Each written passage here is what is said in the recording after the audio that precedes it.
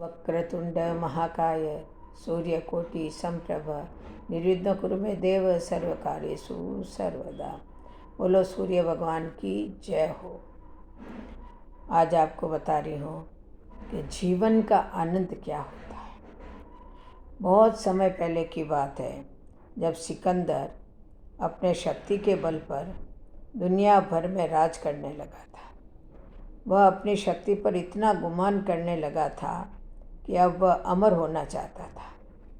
उसने पता लगाया कि कहीं ऐसा जल है जिसे पीने से व्यक्ति अमर हो सकता है।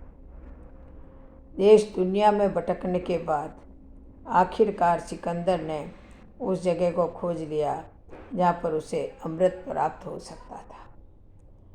वह एक बहुत पुरानी गुफा थी जहाँ पर कोई आता जाता नहीं था। देखने में वो बहुत पुरानी डरावनी लग रही थी, लेकिन सिकंदर ने एक जोर से सांस ली और गुफा में प्रवेश कर गया। वहाँ पर उसने देखा कि गुफा के अंदर एक अमृत का झरना बह रहा है।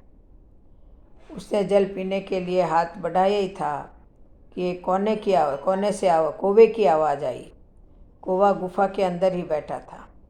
कौवा जोर से बोल उठा, ठहर, रुक जा, यह भूल मत करना जल पीने की। सिकंदर ने कौवे की तरफ देखा। वह बड़ी ही दयनीय अवस्था में था। पंख झड़ गए थे, पंजे गिर गए थे, वह अंधा भी हो गया था, बस कंकाल मात्र ही शेष रह गया था। सिकंदर ने कहा, तू कौन होता है जो मुझे रोकता है? मैं पूरी दुनिया को जीत सकता हूँ, तो यह अमृत पीने से मुझे तू कैसे रोक सकता है? तब कौवे ने आंखों से आंसू टपकाते हुए बोला कि मैं भी अमृत की तलाश में ही इस गुफा में आया था और मैंने जल्दबाजी में अमृत पी लिया। अब मैं कभी मर नहीं सकता, और अब मैं मरना चाहता हूँ, लेकिन मैं मर नहीं सकता।